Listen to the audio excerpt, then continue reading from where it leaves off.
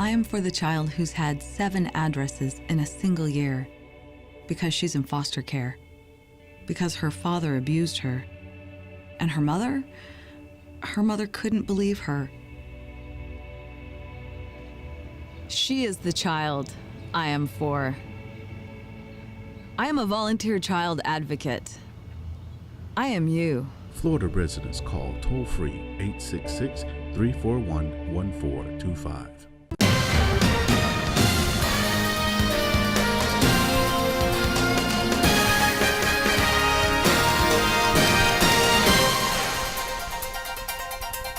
Okay, ready? Hi, I'm Danny Ramos, and welcome to this week's edition of Hispanic Speak Out TV. I'm here with the host of Hispanic Speak Out, Jose Miranda. We are going to introduce and discuss for the next 10 minutes the constitutional amendments that are on the ballot, which you, if you go to vote, will make a decision on whether they become law or not. Probably the most controversial amendment that we're going to discuss is the legalization of marijuana for medical conditions, okay? So, I want to read this to you so that you understand what it actually says, okay? Use of marijuana for debilitating medical conditions allows marijuana use or the use of marijuana for individuals with medical conditions as licensed by a licensed Florida physician, allows caregivers to assist patients in the use of marijuana. That's an open door, don't you think? Yeah, I do. And before you, let's make sure that some of this stuff might be totally boring, but it is something you're going to vote on. It's super important. Okay, so super important. And this is language that we feel that a prominent attorney here in the state of Florida may have influence in its language. But going to the caregiver, and there was an issue I think that was brought up before, is this caregiver, if he, literally can pick up, not necessarily legally, pick up 10 pounds of marijuana. The police officer stops him. He shows him a card. I'm bringing it medical purposes. Yeah, and it doesn't say the definition. What amounts and stuff like and that. it doesn't say what the definition is of a medical caregiver. Right. It could be a minimum wage person, Right. Or a drug dealer. or a drug dealer Right. who's posing. Right. How do you check these people, and how do you check the transportation of this stuff, And the fact that he's actually delivering what he's supposed to deliver? Right. And there's no amount specified. No. So we're talking about a truckload if it's possible. We're talking about an open door here for dealers. Yes. This is totally, this thing is terrible. The But on the Department other of Health, side- the Department of Health shall register and regulate centers that produce and distribute marijuana. Matter of fact, So you're going to stores. have storefronts Storefronts, yeah. that are going to produce. Now, They have them in the neighborhood. how do you monitor the production of the plants? Oh, those leaves died. They went out the back door. Right. And there is no control whatsoever. This is an open door for massive amounts of marijuana to be sold on the But black on the other market. side, it's going to create employment.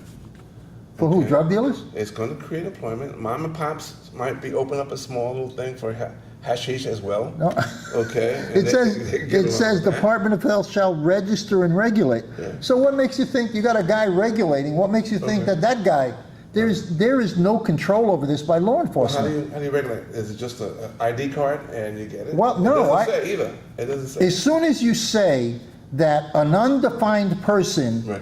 is a caregiver, and as soon as you say centers shall open up, what you're doing is the Wild West. Right. This is the Wild West. But we want to turn this into Colorado. Yeah, well, I don't want it to be Colorado. It's been very successful. What they should do is, if they want to do something like this, Yeah.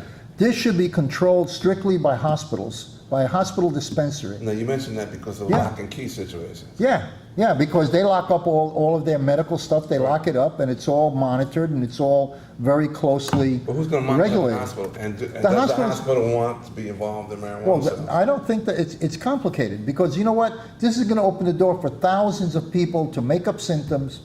This is a nightmare for law enforcement, this law. This law should be a no, absolute no. Well, what about And somebody- then they're somebody talking slow about down? increasing taxes in order to pay for the people that got to regulate. So it has increased costs. It says there will be additional regulatory costs for enforcement activities associated with the production and sale. Right. So what happens to the money that they make? Fees may offset some regulatory costs. Right. Okay, but it doesn't say all. So we're double dipping. That's What it is. We're double dipping. That's what it is. This thing is a nightmare. Yeah. Voters should say no to this amendment. It's number 2. It is number 2. So just, if you want to read it, but this thing is a nightmare for law enforcement. So I would say, and it's going to attract massive amounts of drug dealers that are going to come into Florida. They're going to buy drugs here and send them to New York and Philadelphia and Washington. So we're going to have major drug dealers trafficking up and down the 95 Which is going to highway. be okay because they're going to have a little Because card. they have a little card that says it's okay for me That's right. to travel interstate with a truckload of You're marijuana. against progress. I don't understand. Oh, man, let me tell you, this kind of progress is a nightmare. All right, so we just absolutely no on number 2. No, despite the fact that John Morgan put $2 million into getting this bill on the books again. Let's not be negative. I'm not being negative, I'm just stating facts. John Morgan put $2 million up to have this on the budget. This is a no. There's no regulatory, this is a law enforcement nightmare. This thing has to be stopped, at least in my opinion. All right, let's go to the next one. Constitutional Amendment number 1, rights of electricity consumers. This amendment establishes a right on the Florida Constitution for consumers to own or lease solar equipment installed on their own property to generate electricity for their own use. Absolutely. Yeah. Yeah. Why not? Why do you have to keep on feeding Duke Energy? Yeah. However, Duke Energy, just like they did with their make-believe nuclear plant to create electricity that's never come to fruition, they will want to charge you for even the potential of you going to create your own. Well, this electricity. says they can do this independently. It says these guys you can install independently. Yeah.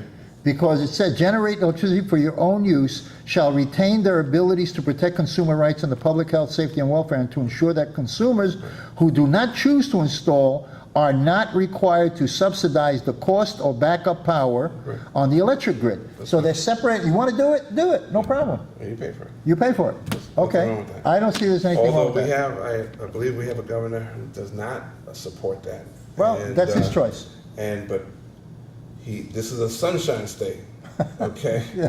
We should be utilizing the sun as best we Yeah, can. well, I think we should do that. Okay. So we got a yes on number 1 and a big no on number 2. On number 3, That's because you're jealous, man. yeah, tax exemption for totally and permanently disabled first responders. So number 3 basically says if you're a first responder, okay, and you are permanently damaged physically, injured, that you will receive benefits Because of the job. because it was sustained on the job. But it doesn't say that. Well, it says receive relief from taxes assessed on homestead property. So they will get reduced taxes on homestead property because they It didn't can't say work. how the injury occurs.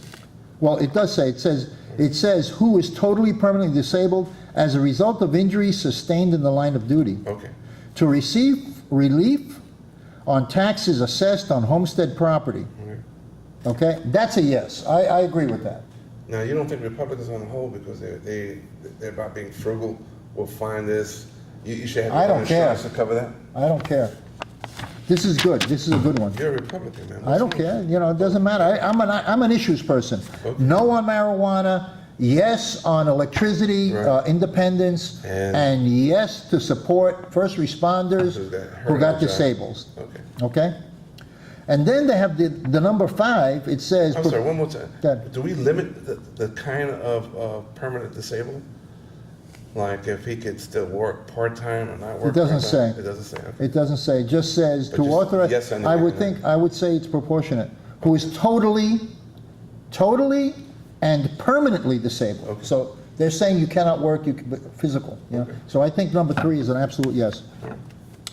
And then you have constitutional number 5, proposing an amendment to the state constitution to revise the homestead tax exemption that may be granted by counties or municipalities for property with just values less than $250,000 owned by certain senior low-income citizens and long-term residents, to specify that the value is determined in the first tax year. The owner applies and is eligible for tax exemption. Absolutely. Yeah. Absolutely. All right, so write this down, folks. Number 1, the right for you to be able to get electricity independently from Duke Energy if you want to install it at your own cost. You are not going to be subsidized. Yes. Number two, the right for medical use marijuana to be legalized. No. Absolutely. I like the idea of medical marijuana, but this law that they're trying to pass, The way that's formed. the way this law is written, every drug dealer on the eastern seaboard is going to be transporting out of Florida to New York and other cities. You're going to get a flood of illegal and really bad people coming into the state of Florida. So number two is a definite no. Number three, the exemption for totally disabled first responders is a yes. Okay. And number five, which is a tax exemption for senior citizens on their home if the home is less than $250,000. Okay. Okay, we're good on that one. Yeah. So there you got it. And now we're going to take a little break because Hillary Clinton is going to show you the two-step. So right now we're going to break and you're going to see Hillary Clinton. Everybody's talking about the debate, and everyone's talking about the winner of this debate. And clearly the winner of the debate was the guy in the red sweater, and Ken Bone. And for some reason, no one is talking about this moment, but we have to show it. There's a lot at stake. This is not an ordinary time, and this is not an ordinary election. We are going to be choosing a president who will set policy for not just 4 or 8 years, but because of some of the important decisions we have to make here at home and around the world, from the Supreme Court to energy and so much else. And so there is a lot at stake. It's one of the most consequential elections that we've had. And that's why I've tried to put forth specific policies and plans, trying to get it off of the personal and put it on to what it is I want to do as president. Thank you very much, both of you.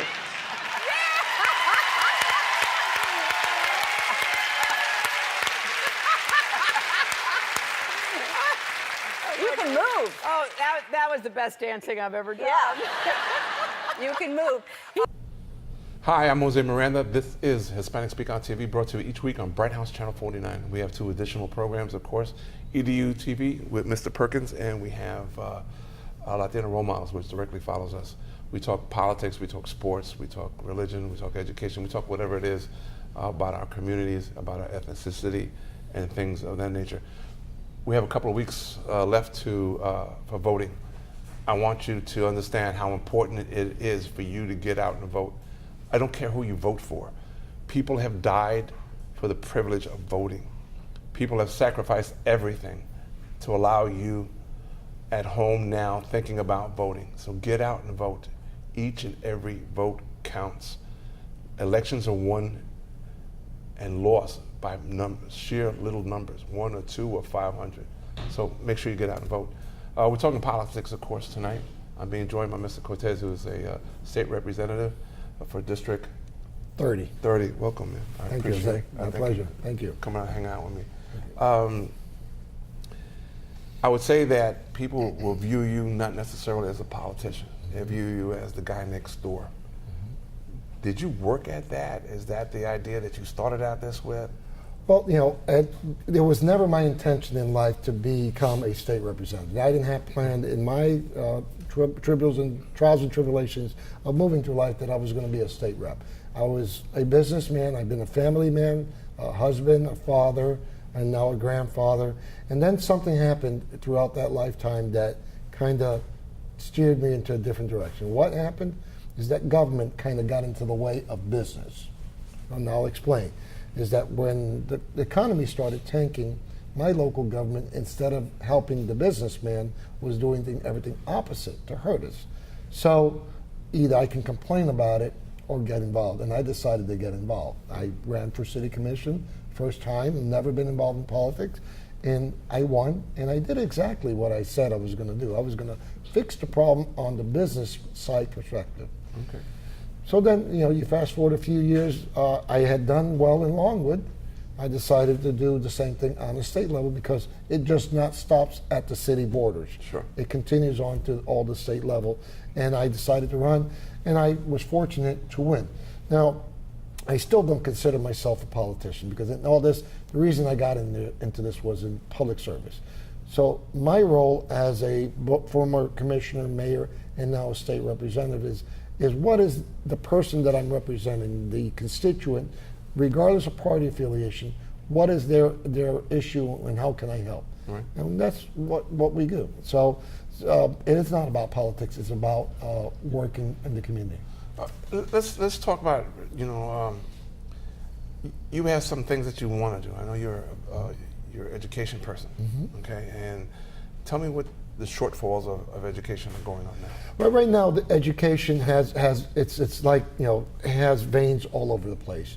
The Constitution, Article 9 of the Florida Constitution, does say that we, as legislators, have to provide equal quality education in the state of Florida for everyone.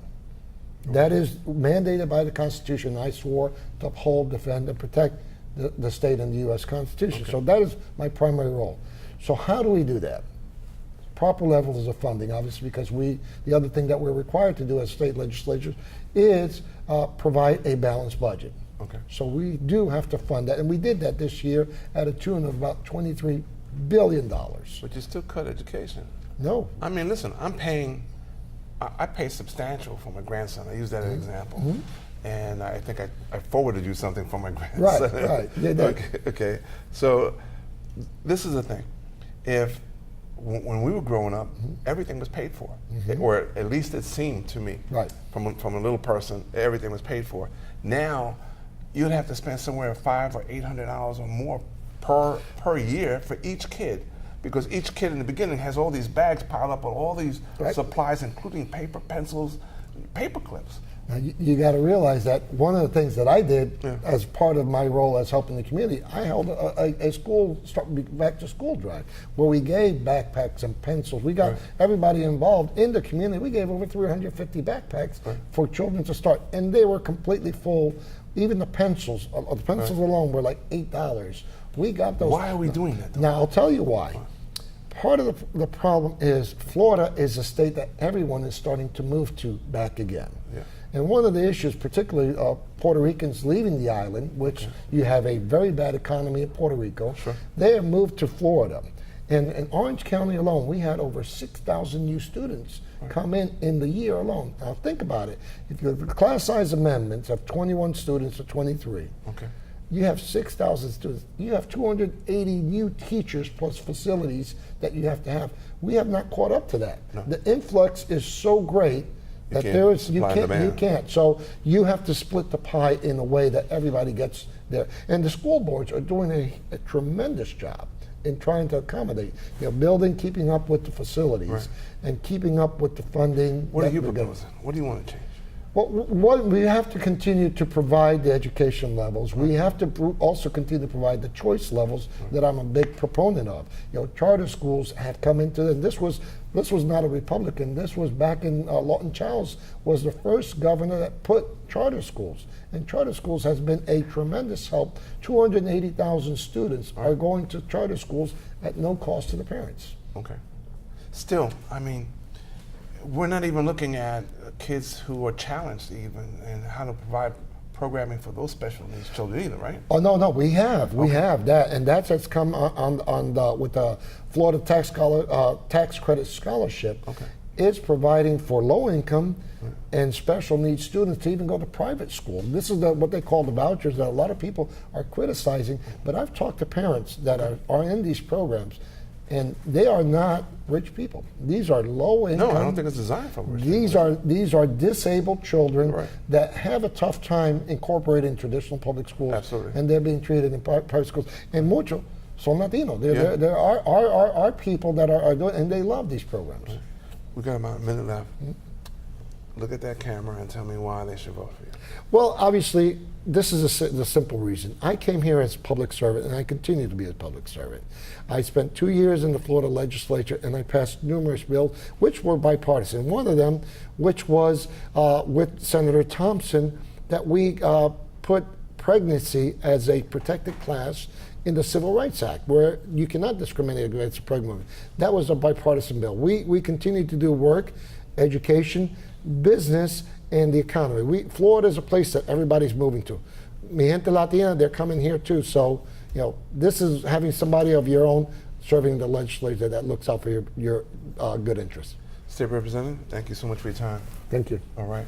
I'm Jose Miranda. This has been Hispanic Speak Out TV. We'll see you again soon. Hola Florida! Introducing Boricua Beer and Taino Light Beer. Boricua and Taino Light are crafted beers that are rich in flavors and brewed right here in Florida. Taino beer has a crisp, refreshing Caribbean flavor style when enjoyed chilled. Boricua beer is a craft ale with full body flavor that is a beer drinker's beer. Boricua and Taino Light Beers. Enjoy responsibly. I am for the child who's had 7 addresses in a single year because she's in foster care, because her father abused her, and her mother couldn't believe her. She is the child I am for. I am a volunteer child advocate. I am you. Florida residents call toll-free 866-341-1425. Hi, I'm Jose Miranda. This is Hispanic Speak Out TV, brought to you each week on Bright House Channel 49 by State Representative Cortes of District 30. 30. Welcome. Thank you, Jose. Thank you for joining me once again. Pleasure. I always love your company. Thank you. We talk a lot about some of the things that you like to do, but I also want to talk about and let people get to know about you and the Republican Party, because you're a Latino, and people will say Latinos belong Democrat, okay, and Republicans don't really know how to talk to Latinos, okay, but having said that, Latinos by nature are conservative, but I feel the greater issue is that the Republicans do not know how to get the message to Latinos. Please help me explain that. And part of that, you're right. When I first came here and I registered to vote, I actually did what a lot of Latinos do right now, registered MPA, because they do not understand the ideologies of the parties. You come from Puerto Rico, you're either PNP, Popular, which is political status of the island. It has nothing to do with ideologies. It wasn't until I did get involved and I started realizing what the ideologies were. I knew I was a Republican because of what they stand for, the conservative, the pro-life and everything that I stand for. In my case, I'm pro-life because I lost a son. Right. My firstborn passed away at 5 years old. So all these are important to me. However, I consider myself a trendsetter as a Hispanic Republican, because my job is to educate my party as to what sometimes the messaging they can do that is detrimental to what I'm trying to push as a Republican, in Hispanic in the Republican Party. Well, not necessarily what you're trying to push. What you're trying to do is explore different thoughts that they may not have clearly understood, right? And that's what you're saying. And that's correct. We go with, and I have been doing that not just now. I've been doing this for several years, reaching out to the people and the folks in my party chairman, and telling them, we Latinos do these things this way. And most of them really align conservatives, like you said. Even one little Católico and everything else have those values that line. However, our messaging has been poor throughout the years. Our messaging of what Latinos will always call the party of the old white folks has been poor, and we've been trying to bridge that. I've been working with the party, how to get the party into the community, how to get them into Little League baseball, how to get them into the communities, into the churches, and because I think that's how you go about getting somebody involved. Exactly. We have to show as a Republican that we're not just a party of old white guys. We're a party that we can go into the community and share what the community shares. Once we start doing that, and of course the Democrats have done a better job at the Republican Party in doing that. That's why you've seen a lot of Hispanics registering Democrat.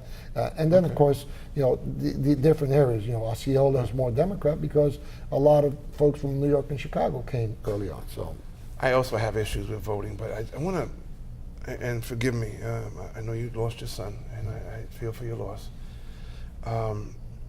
This issue about abortions and things like that, are you saying you don't want women to have their voices heard, their rights, even if it comes down to being raped or even worse, by a parent or anything like that? Well, I swore to uphold the Constitution of the United States and the state of Florida. And in the Constitution, the right to choose of a woman is protected in Roe v. Wade. We already know that, and that is the law. And in the cases, you're talking splitting hairs when you talk about extreme cases on. Well, I want to understand it, okay? Right. I support the right of the child to be born, because regardless of how that child was conceived, he still will have the opportunity to become somebody in this world.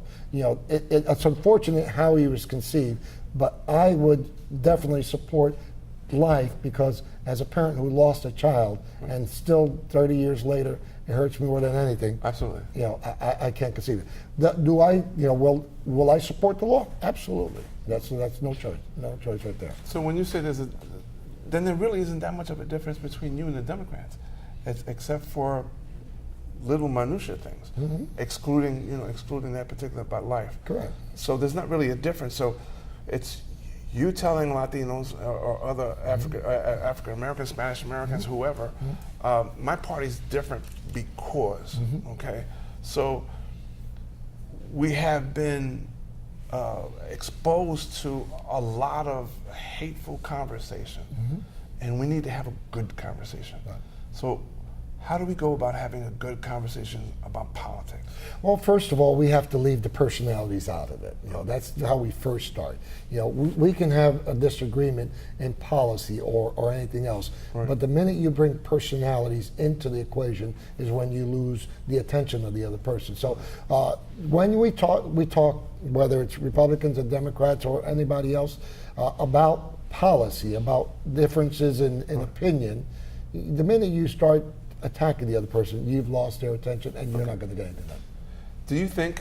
I mean, when we look overall, this state has been run by Republicans for eons, as far as I know. Okay. Not that long, about 20 years. The Democrats had the. That's an eon. That was the one. So, what positive changes have you seen? What negative changes have you seen? Well, the positive changes we've seen in education, mostly anything. Ever since the change from Democrats to Republicans, and it started as a Democrat. Like I said, Lawton Chiles started the path of getting the state from 58% graduation rate to the high 80 percentile as we are right now. Okay. So in 20-something years, we've seen tremendous strides in graduation rates, which means our students are learning. Okay. You know, yes, we still have a lot of work to do, but we've seen a lot of, the economics. You know, right now, Florida has seen a large jump in Hispanics moving to Florida, particularly Puerto Ricans, and they're coming here for the same reason I came here, the American dream, and they are succeeding in that. Well,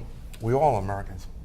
We didn't change. We just came from the island over here to extend it, such going to another state. Right. No, but it's the American dream that we were not able to achieve in Puerto Rico, for so to speak, because of the fiscal problems over there and the way of life that I actually saw living in Puerto Rico was more difficult than here. All right. On that note, I want to thank you.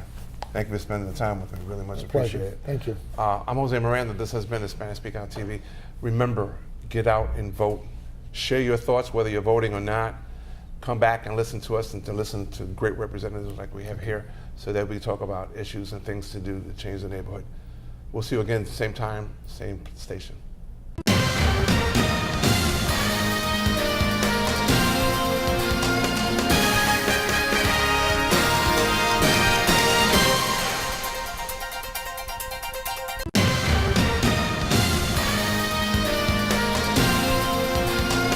Mira, ¿dónde tú estás? Ya estoy aquí, mi vida. ¿Pero qué están tomando? ¿Pero por qué? Porque te traje lo nuevo y diferente, Taíno Light Boricua Beer. Y lo más importante es que es lo nuevo y acabadita de salir al mercado. ¿Y saben buenas? Claro, ambas cervezas tienen los mismos beneficios que una copa de vino, con menos calorías. La Boricua Beer 6%, fuerte pero con sabor. Y la Taíno Light 4.5% y es artesanal. Eso mismo.